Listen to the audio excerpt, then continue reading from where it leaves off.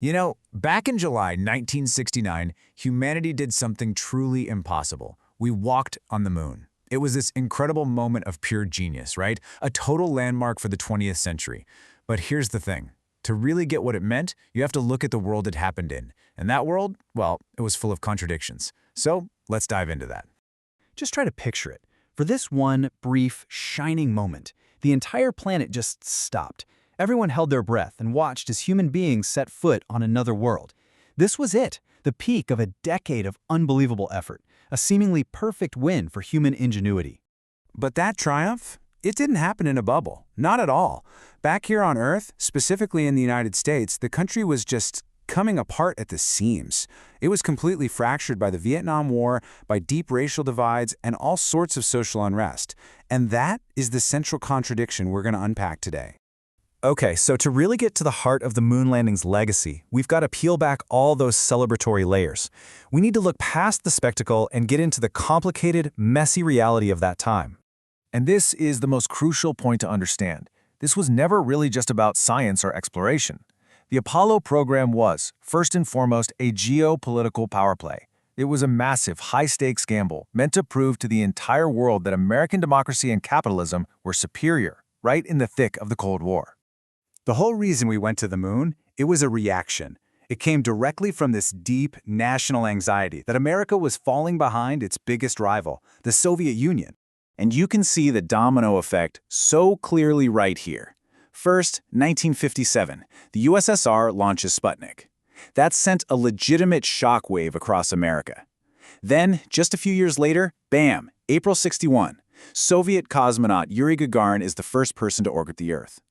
That was another huge psychological blow. And look at the response time. Just 1 month after Gagarin's flight, President Kennedy goes all in and says, "We're putting a man on the moon." This wasn't some long-term, thoughtful plan. It was a direct, almost panicked reaction.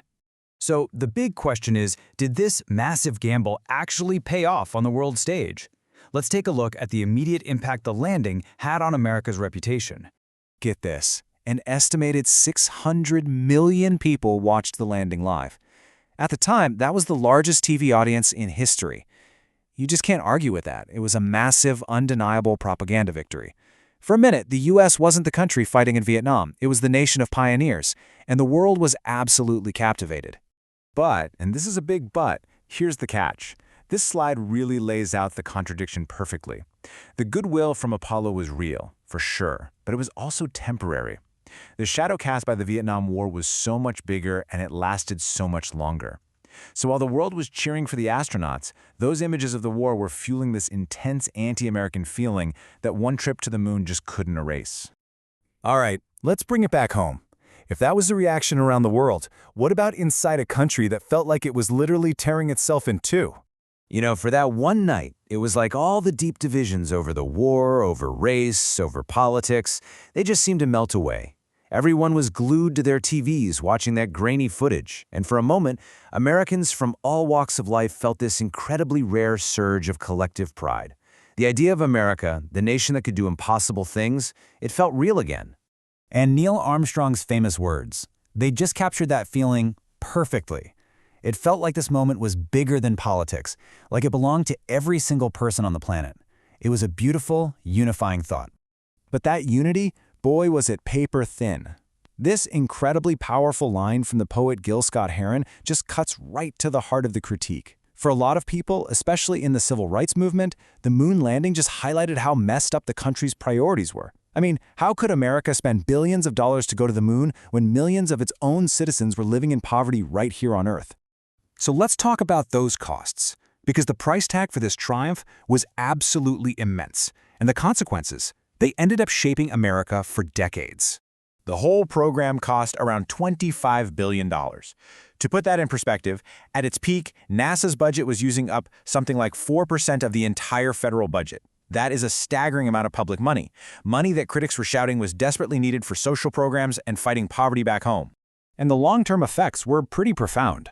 A lot of the tech developed for NASA went on to fuel a new generation of military satellites and defense systems. It basically deepened the military-industrial complex that President Eisenhower had warned everyone about. But here's the wild paradox. By winning the space race so decisively, America kind of ended it. The Soviets shifted their focus.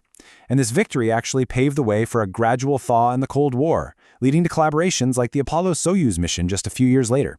Crazy, right? So when you weigh all this evidence, what's the final verdict? How should we really remember Apollo 11? Well, in the end, you have to say it was a brilliant success for what it was designed to do, win the Cold War.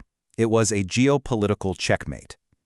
But it was never designed to heal a divided nation, or end a brutal war, or fix deep-seated inequality. And those problems, they were still here long after the astronauts came home. And that really leaves us with this fundamental question. The moon landing showed us what a country can achieve when it unites behind a single, ridiculously ambitious goal. But it also forces us to ask ourselves, what does a giant leap for mankind really mean when so many people are still left behind just waiting to take their own small step forward right here on the ground?